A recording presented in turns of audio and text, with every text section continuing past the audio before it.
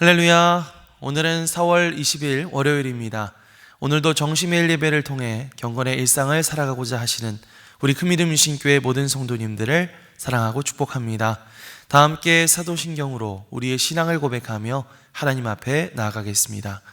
전능하사 천지를 만드신 하나님 아버지를 내가 믿사오며 그 외아들 우리 주 예수 그리스도를 믿사오니 이는 성령으로 잉태하사 동정녀 마리아에게 나시고 본디오 빌라도에게 고난을 받으사 십자가에 못 박혀 죽으시고 장사한 지 사흘 만에 죽은 자 가운데서 다시 살아나시며 하늘에 오르사 전능하신 하나님 우편에 앉아 계시다가 저리로서 산 자와 죽은 자를 심판하러 오시리라. 성령을 믿사오며 거룩한 공회와 성도가 서로 교통하는 것과 죄를 사하여 주시는 것과 몸이 다시 사는 것과 영원히 사는 것을 믿사옵나이다. 아멘. 다 함께 찬송가 364장 찬양하시겠습니다.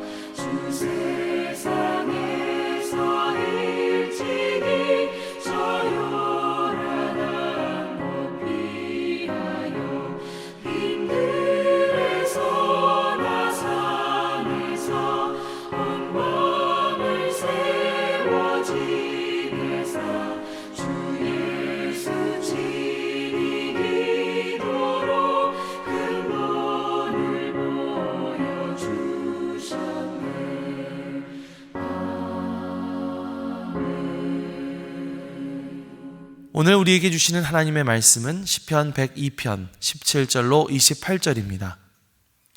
여호와께서 빈궁한 자의 기도를 돌아보시며 그들의 기도를 멸시하지 아니하셨도다. 이 일이 장래 세대를 위하여 기록되리니 창조함을 받을 백성이 여호와를 찬양하리로다.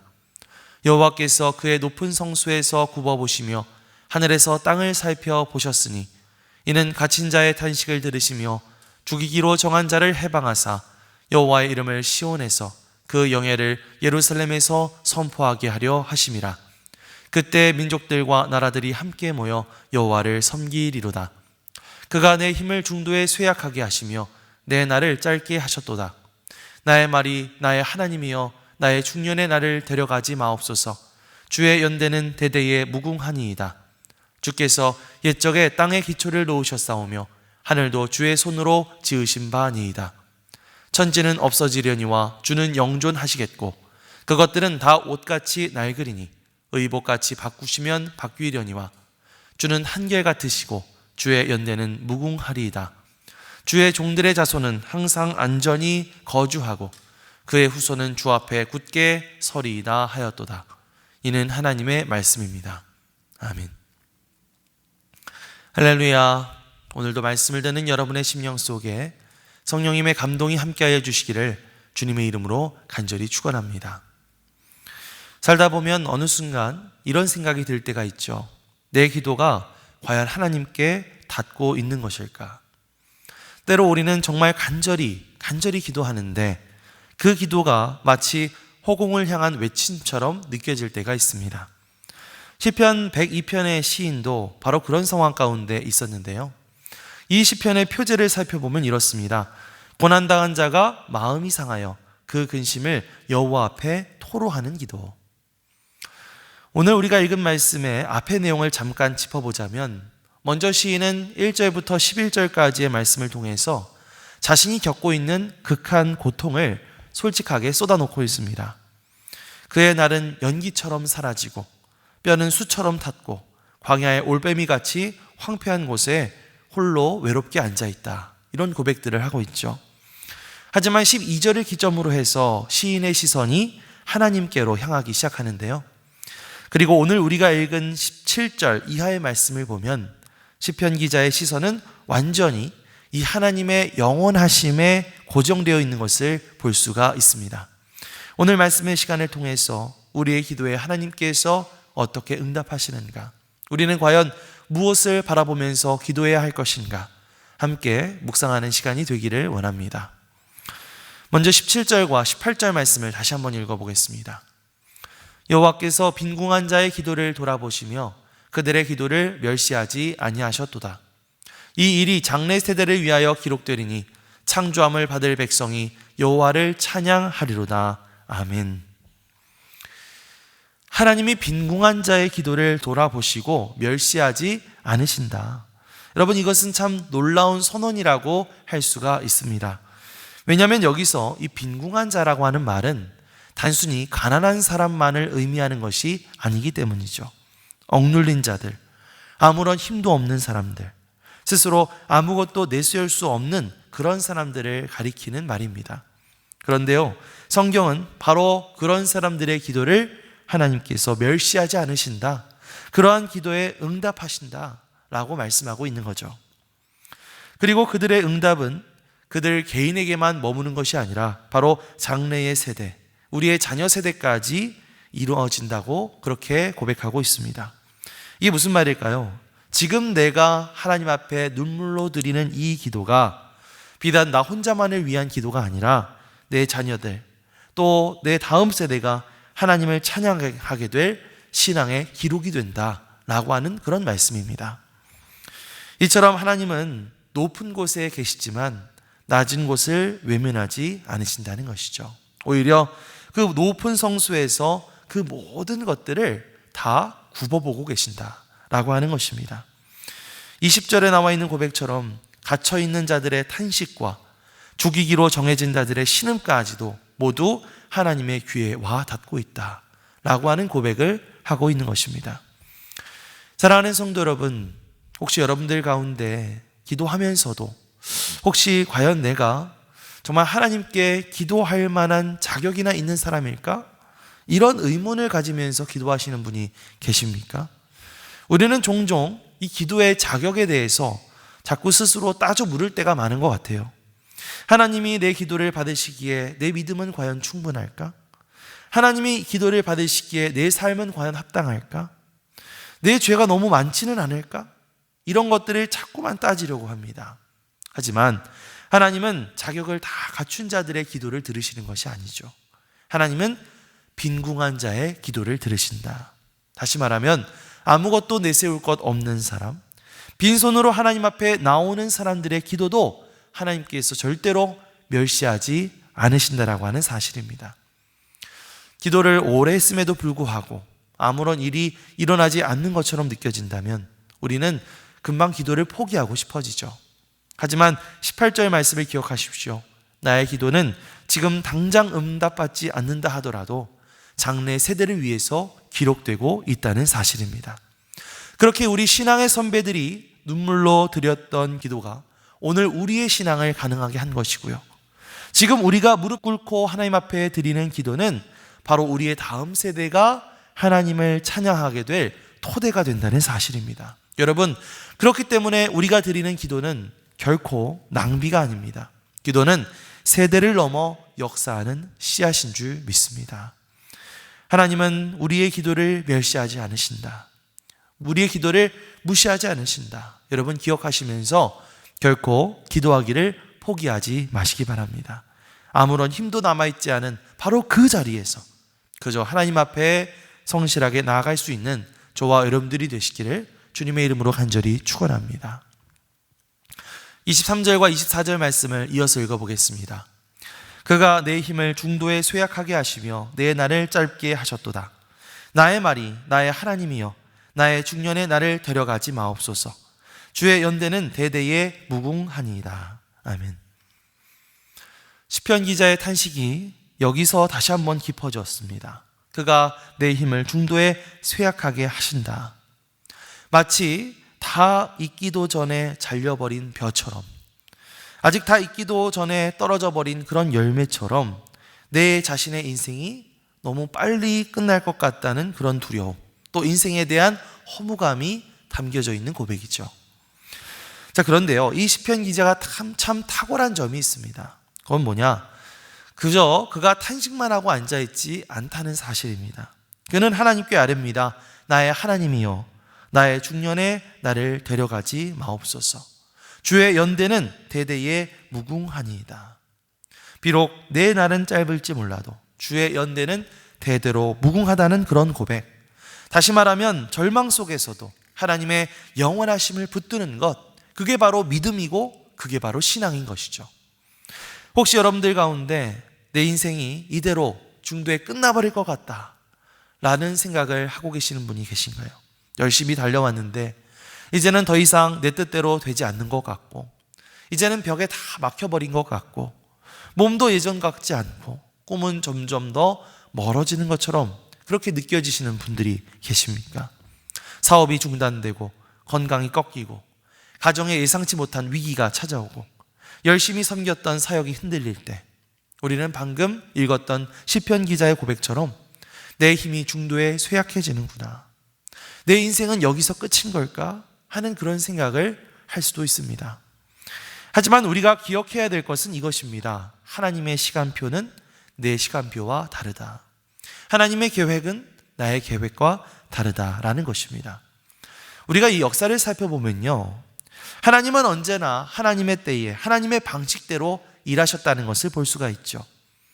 이스라엘 백성들이 바벨론에 의해서 완전히 멸망당하고 70년 동안 포로지에서 생활해야 했을 때 그들은 그 바벨론 땅에서 탄식합니다. 이제 우리는 여기서 다 끝난 것일까 하면서 탄식하죠. 하지만 하나님은 침묵하신 것이 아니라 때를 기다리셨습니다. 정확히 정하신 그때에 고레스 왕을 세우시고 그 고레스 왕을 통해서 이스라엘 백성들이 자신의 고향으로 돌아갈 수 있도록 회복시켜 주셨죠. 그렇기 때문에 여러분, 내가 생각할 때는 왜 이렇게 더딘 거야? 왜 이렇게 풀리지 않는 거야? 왜 내 인생은 이렇게 가로막혀 있는 거야?